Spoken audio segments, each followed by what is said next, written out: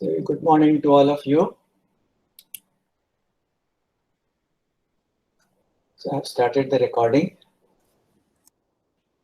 and we will begin today's session. So with that, let us begin our today's lecture. So today we are going to talk about certain basic ideas and also present some aspects of developments that have taken place in the field of space technology.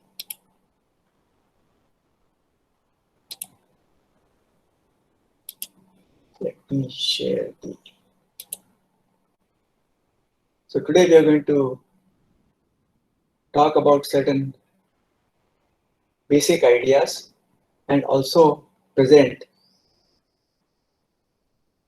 some aspects of developments that have taken place in the field of space technology.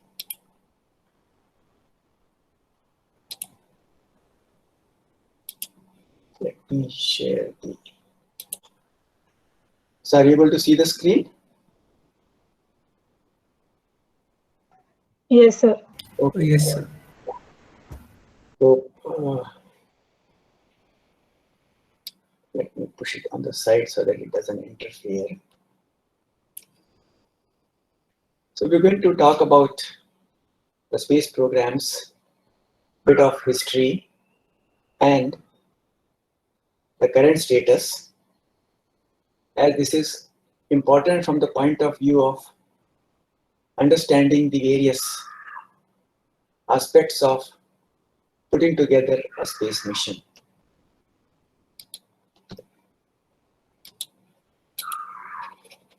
Okay. Yeah. So if we were to really trace back the history of space technology,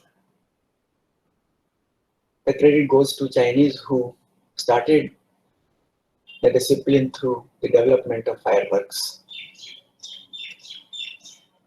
However, if we look at it from purely a scientific perspective, it's only at the beginning of 1900 that the study of space as a formal discipline began, with the idea of developing rockets that overcame Earth's gravity. In fact, I'm sure you might have heard of Robert Goddard's experiment on rockets in the initial phases of 1900s. However, it's only at the end of the Second World War that the most development took place in this area. In fact, one can say that the decade 1948 to 1958 has been most significant decade which laid the foundation for where we are today, because it's only during this phase that the German V-2 rockets and USA's sounding rocket programs were launched.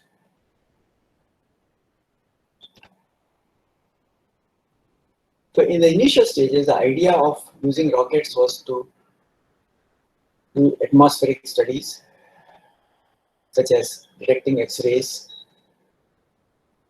study the upper atmosphere structure, like aurora borealis, looking at the magnetosphere, ionosphere, Mont Ellen belts, all such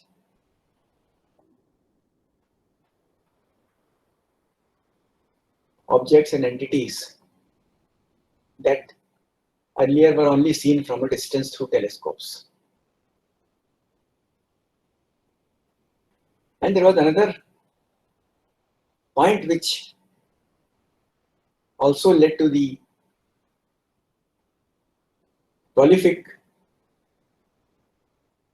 evolution of rockets during this decade that people believed that only rockets could perform such tasks. So if you look at the initial phases, most of the space-related activities were performed through rockets only. Of course, this Hello, sir. Yes, please. Sorry to interrupt, sir. A student messaged that the cap is about 100 and few people are waiting outside. They are unable to join. What is it? I am saying that few people are waiting for joining, but it's showing the capacity is 100 only. Okay, so basically this particular classroom size is only 100, is it? Yes, yes, sir. Oh. So anyway, at least today we cannot do anything because we have already started the class. I will probably check it out for the next subsequent classes and see if, because my understanding was the limit was about 250. This is how I understood about the Google Meet. Yes, sir, but no. I mean, this was my understanding based on which only I had used this platform. Maybe we will change the platform if we have larger numbers. okay, sir, fine, thank you. We'll do that. So it's only in the 1958 when USSR launched Sputnik that people realized that apart from rockets, even satellites could be used for the space activities in an effective manner. So I just want to show you some images of early space concepts. So this is how the German V2 rocket looked, and this is how the sounding rocket looked. Of course, even before that, there was a conceptual hypothesis about a space station in 1929. It was just basically a paper drawing. And then, of course, in 1958, the Sputnik, the first satellite which became the precursor to all the spacecraft that we have seen over the last 60 years.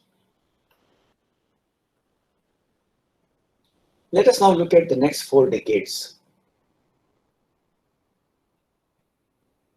because that is when newer and newer ideas started coming. So in 1959, Luna 3 was launched to photograph Moon. Then April 61, Yuri Gagarin established an orbit around Earth for the first time, and that's Human in Space program started. And of course, this led to significantly scaling up of activities, and that culminated in US putting a man on the moon in 1969 through Apollo 11.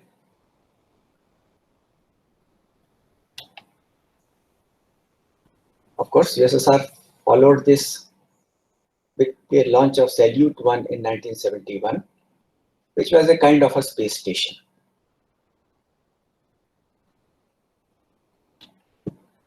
Next, US followed this with the development of Skylab, which was launched in 1973, which was another form of space station, a laboratory in space. That's why the name given as Skylab. Of course, if we come to the Indian scenario, we entered the space age in 1967. Participation in the sounding rocket program of the US, that's how the whole thing started. And at that time, Vikram Sarabhai Space Center was not formally established. What we used to have was called TERLS, TERLS, which was expanded as Tumba Equatorial Rocket Launch Station. So it was a small village on the coast of Kerala called Tumba, and that's how the name came in picture. Then, of course, immediately after that, the Vikram Sarabhai Space Center was established, followed by the establishment of Satellite Center in 1973. If you are to look at the European programs, they actually started later than us. So the ESA, or European Space Agency, was established in 1975, but then it had a different structure. It was an intergovernmental initiative of European countries, numbering 22 at that time. And that's how the European Space Agency was established. Of course, the Arianespace, the manufacturing and the launching arm of ESA, the Arianespace, came up in 1980, as late as that.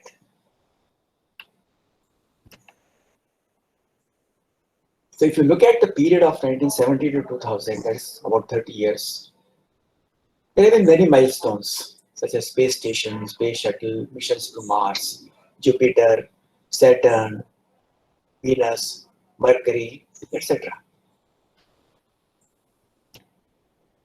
So I thought I will show you those snapshot of various objects that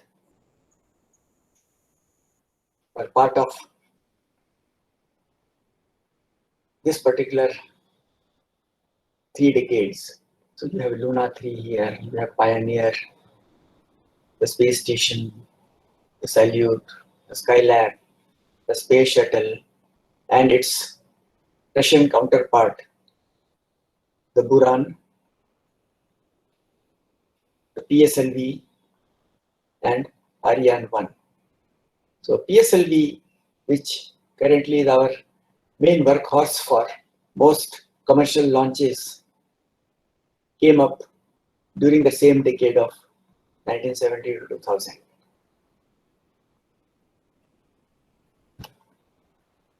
So let us now look at a little bit closely on the last 2 decades and what future holds for us in the space domain.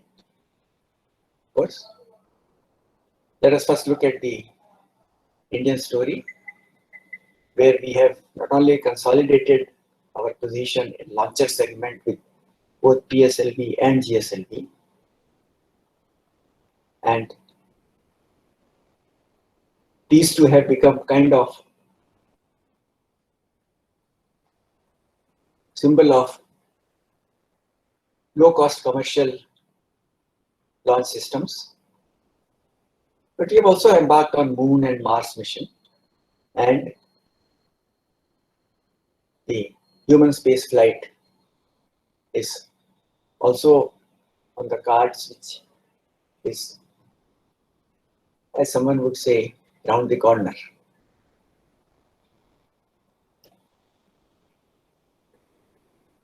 Let us now bring in another dimension. If you look at the developments till now, almost all the space activities have been in the governmental sector. You look at US in the form of NASA, or Europe in terms of European Space Agency. In case of India, it's ISRO. They all are governmental agencies. The reason being that the huge investment that these activities demand are typically possible only in the government sector.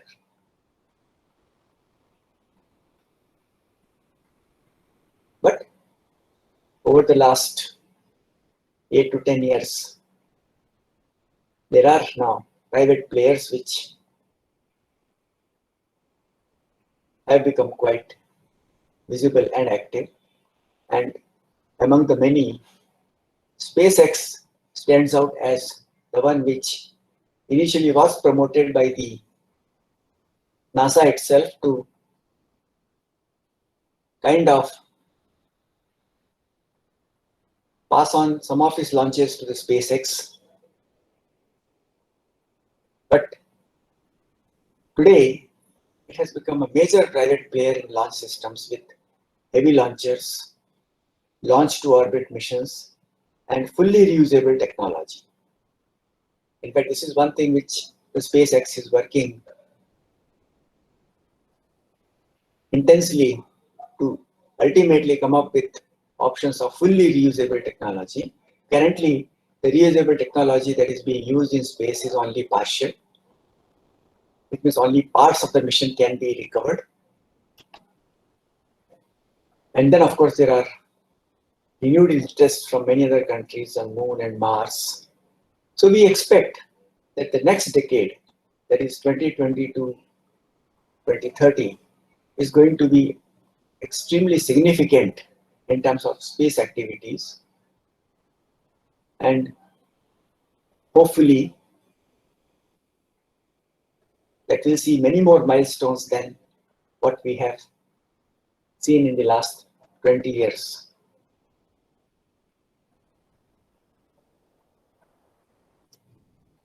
So some of the images of the current launchers, for example, you have Falcon 9 heavy lift launchers. We are talking about lifting of the order of 25 tons of payload. Then for interplanetary travel, something like Starship Hopper, again from SpaceX, the Orion spacecraft. And then, of course, NASA has also gone in for these kind of launchers like the Delta 4 Heavy,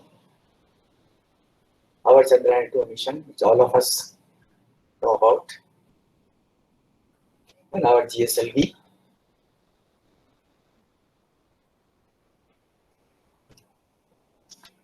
So with this brief historical perspective and the current scenario with prospects for future, what we have established is that the overall level of activity and the countries which are involved is very large number. For example, I have not explicitly mentioned China, Japan. They all are into small launcher segments. Many other smaller countries are getting into space activities. So it's an extremely fertile and prolific field. And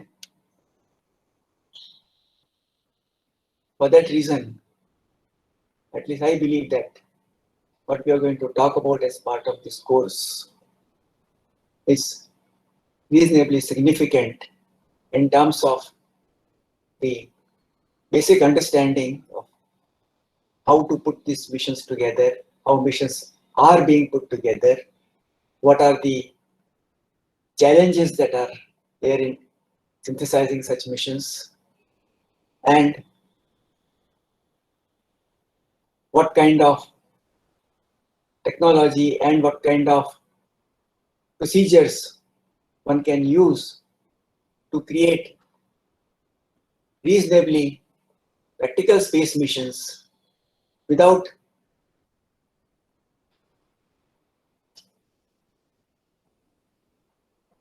requiring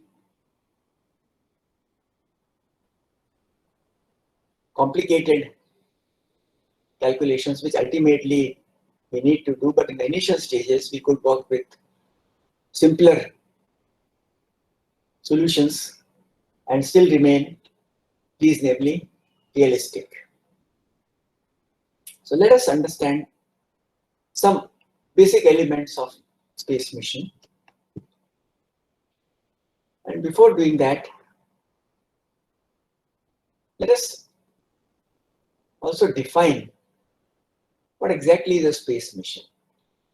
So at a very, very basic level, it is defined as an act of transporting a space object to its designated spot and then carrying out scientific and technological activities. So in a nutshell, this is what a space mission is. That you have to transport an object to a designated spot and then carry out scientific technological activities. You can go back and look at all the missions which have happened so far or are being planned. They all will ultimately fall into this broad definition that you need to transport an object to a specific point and then carry out scientific technological activities.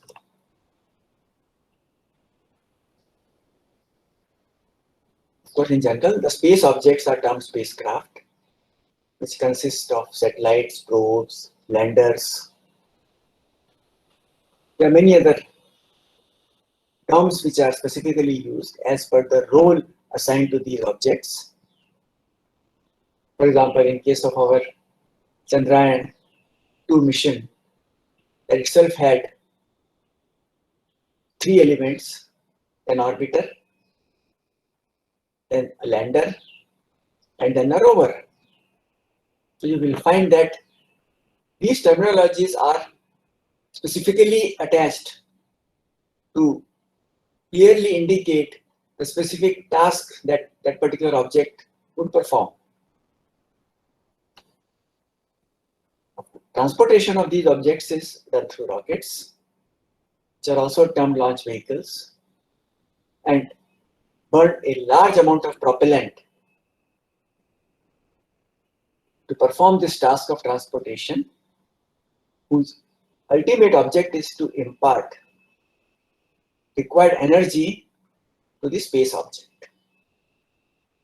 So this is how one can demarcate the two, that is the launch vehicle and the space object. The launch vehicle is the one which is going to do the act of transporting, while the space object is going to be performing the scientific or technological activities.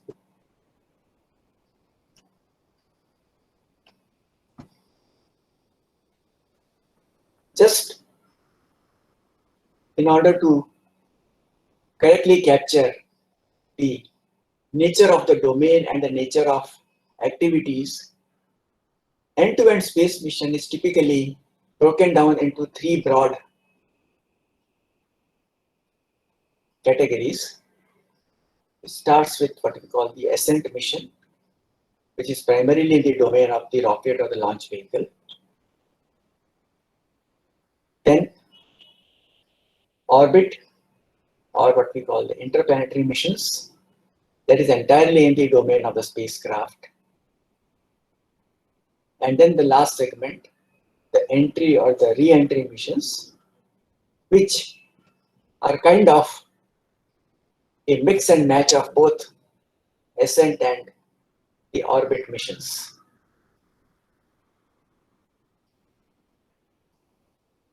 So ascent mission is the part, as I mentioned, in which the space object, with the help of rocket or a launch vehicle, is imparted sufficient energy to form an orbit around Earth. This is typically how an ascent mission is looked at. That you take an object to a point and impart sufficient energy so that it can form an orbit, and that is where the role of ascent mission kind of concludes.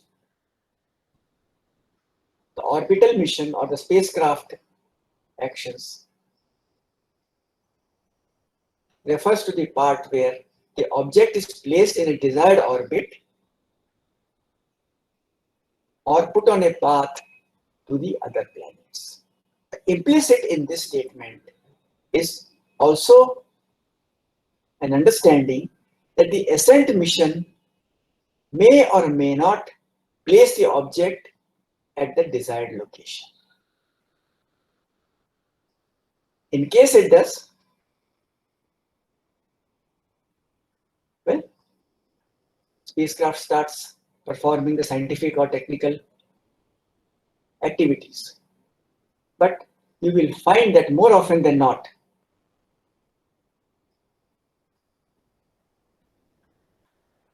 the launch vehicle or the ascent mission will only do a nominal task of putting it at a place and not necessarily the place.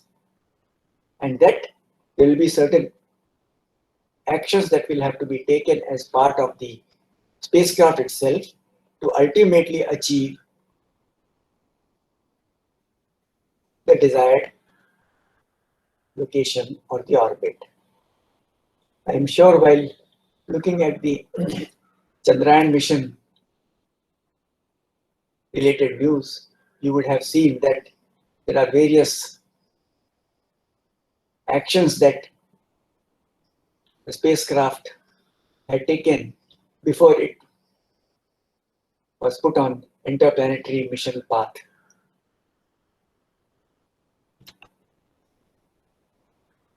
When we look at the re-entry, or sometimes also called the entry mission part,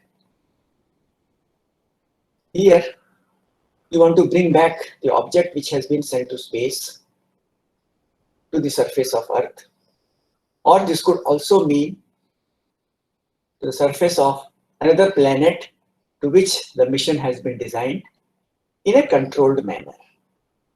That you want to bring it to the surface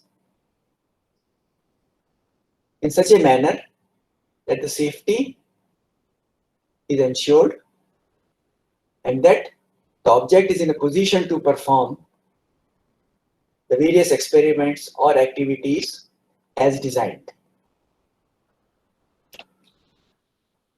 So let us spend a little bit more time on these segments.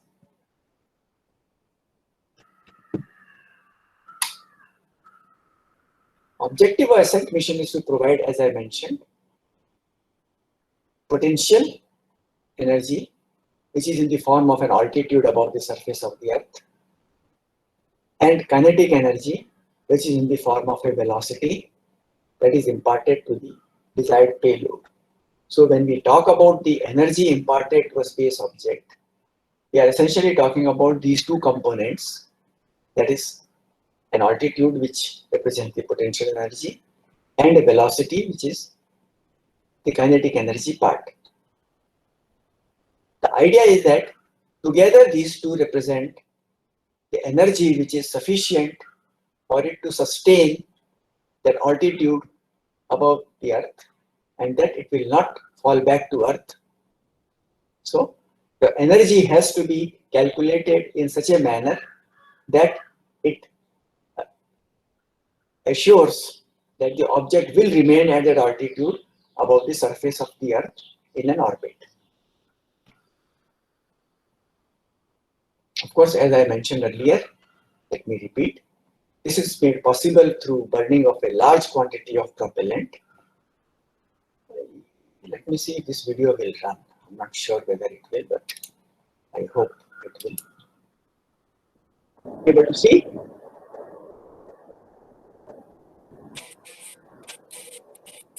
Yes, sir. Yeah, okay.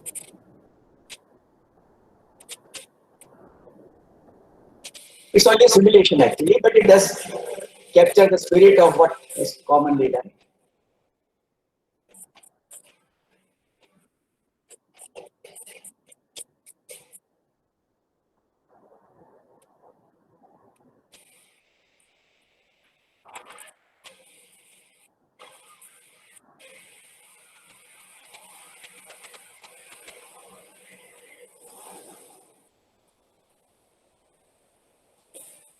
So I think from the intense heat, you can assume that amount of propellant that will be burning will be huge amount.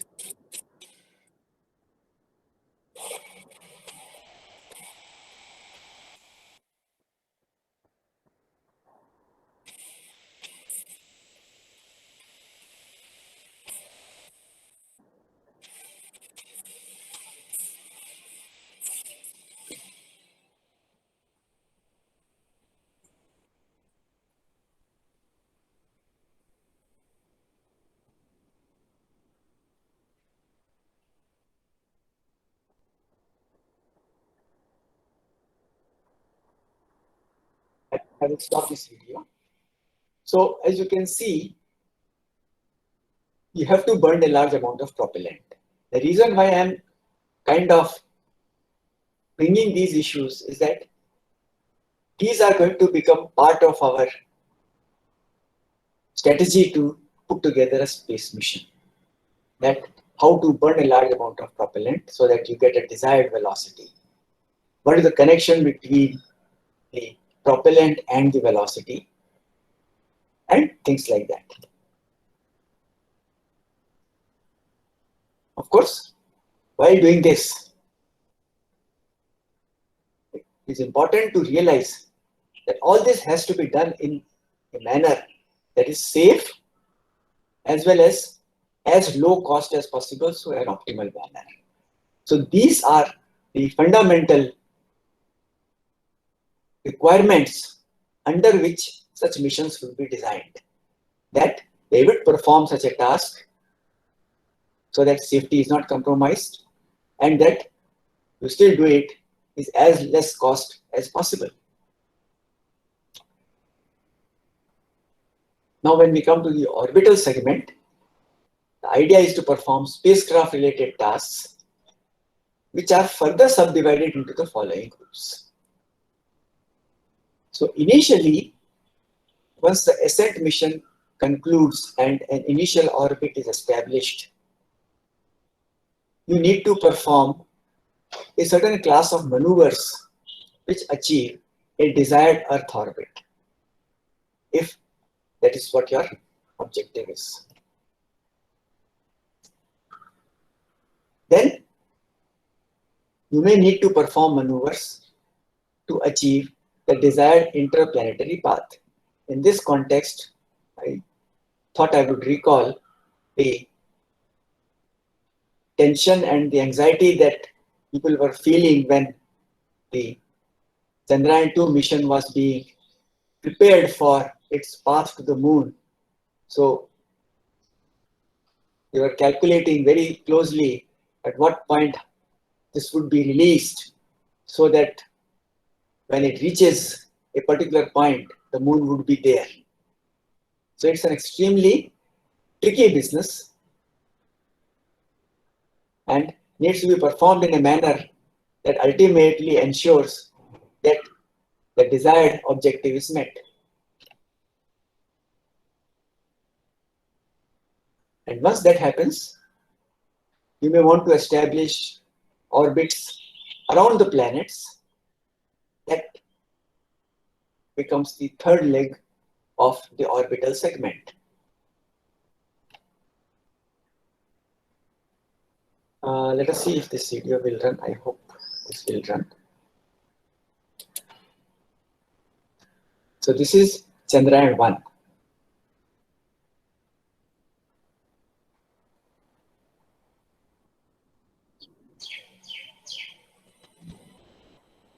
Let me.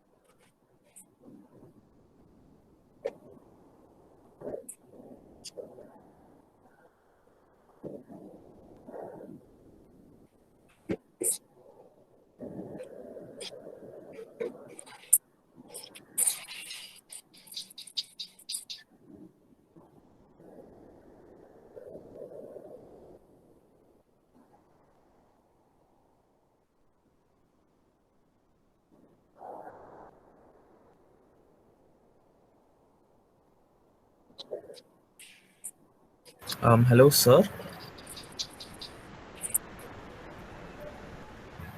So this is the picture that I wanted to show about the,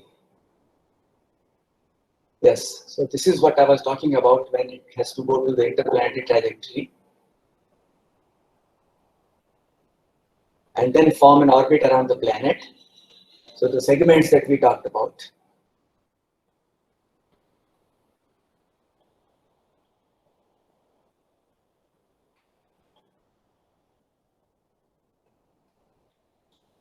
Okay, I think I will probably close this.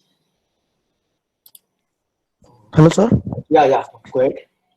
Sorry to interrupt, but sir, there was no audio in this video, sir. I don't know, at least I was getting the audio. No, sir, we are not getting. And so in the previous video, you got the audio? Yes, sir. Oh, I'm not sure because I was getting the audio, so I didn't get alerted.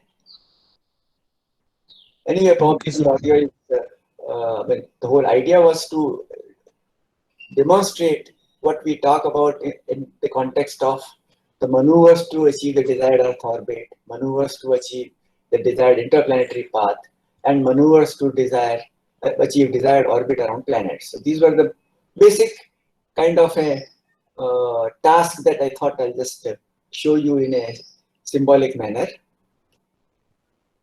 Let us now talk about the re-entry mission or the return mission, which is the reverse of the ascent mission. I hope this time the audio would also be available, but it's not much that I can do if the audio doesn't go on the other side. Because I get the audio, so it becomes a bit difficult for me to visualize that you will not be getting the audio. So the re-entry or the return is the reverse of the ascent mission that involves recovery of space objects without damage. The main challenge is the dissipation of large amount of energy imparted during ascent and orbital mission phases. The problem is further complicated by the requirement of precise positioning during the landing phase. This particular aspect is all the more critical in the context of space shuttle and those kind of return missions where there is a fixed designated spot at which the object has to return. This is different from recovering, let's say, a first stage on a water body. So if there is a slight error there, you can still hope to recover it without too much of trouble. But when an object like space shuttle has to land at a specific spaceport, then obviously the requirement of precise positioning becomes all the more critical. Let me show you. I hope this video can also give the audio. This is Orion re-entry. So this is the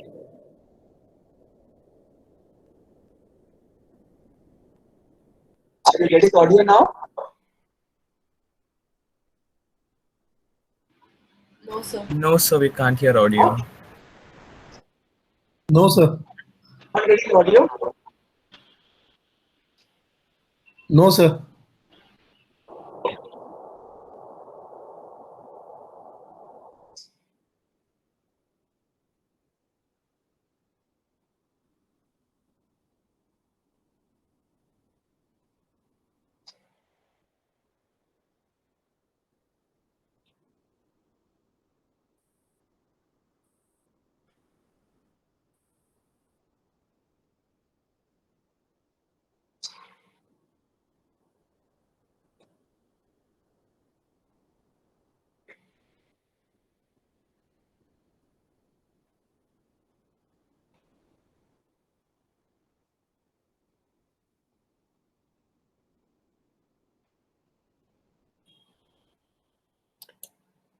Oh, well, I don't know what the issue is. Maybe I'll check with somebody and see if this. At least my voice is okay, right? Yes, sir, you're audible. Uh-huh. So I think there must be some what you call communication related hassle with the video that it's not or maybe it requiring a larger bandwidth, so it simply automatically has shut down the audio, but actually not do that. I don't think it should happen. Okay. I just thought I will also show you this Sir, part.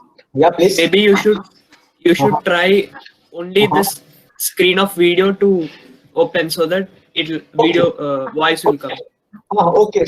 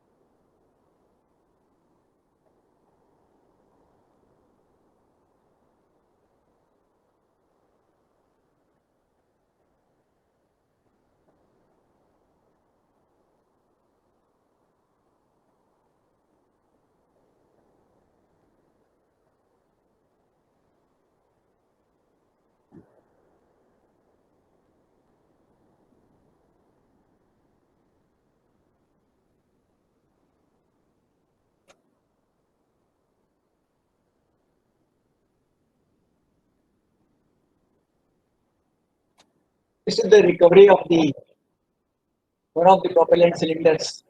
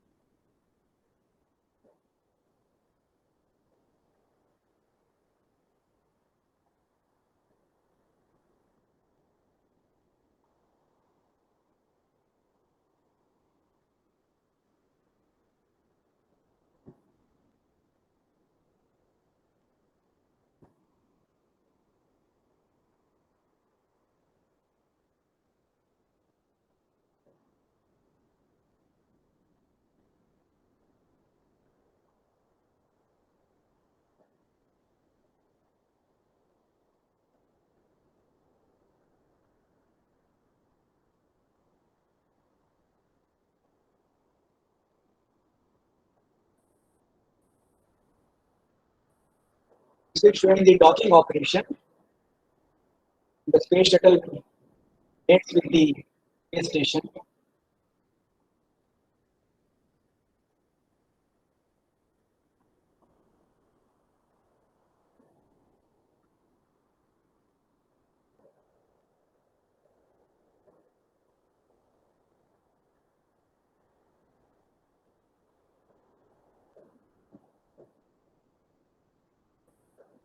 This is the re-entry or return of the shuttle.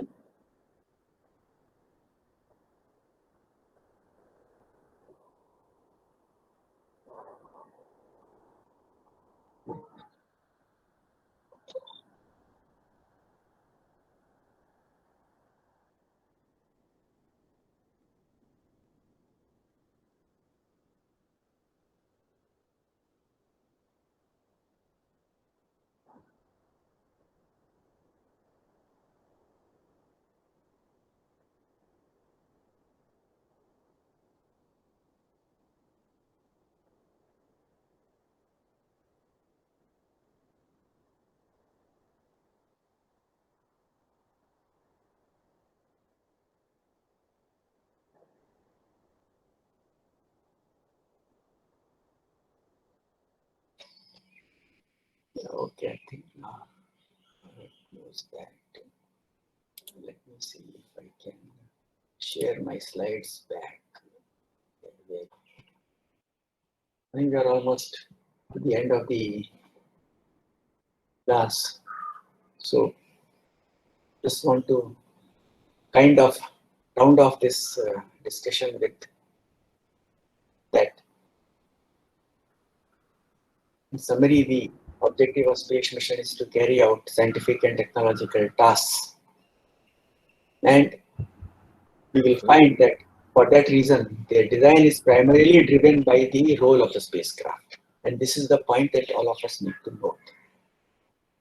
That launch vehicle is just a vehicle.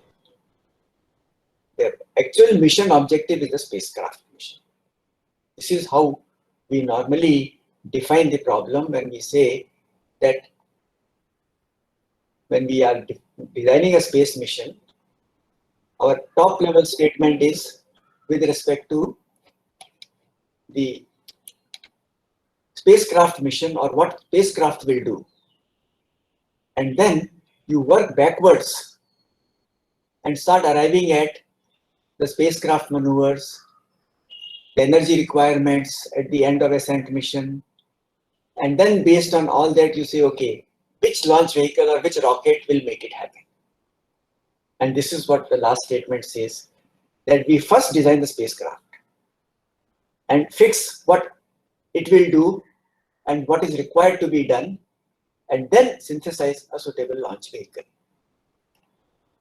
So to summarize, the space missions aim to create objects in space for various scientific and technological needs, and the missions involve the development of a spacecraft and a space vehicle for its transportation. With that, I think we have come to the end of today's class as well. I think we will close today's session. I will stop the recording.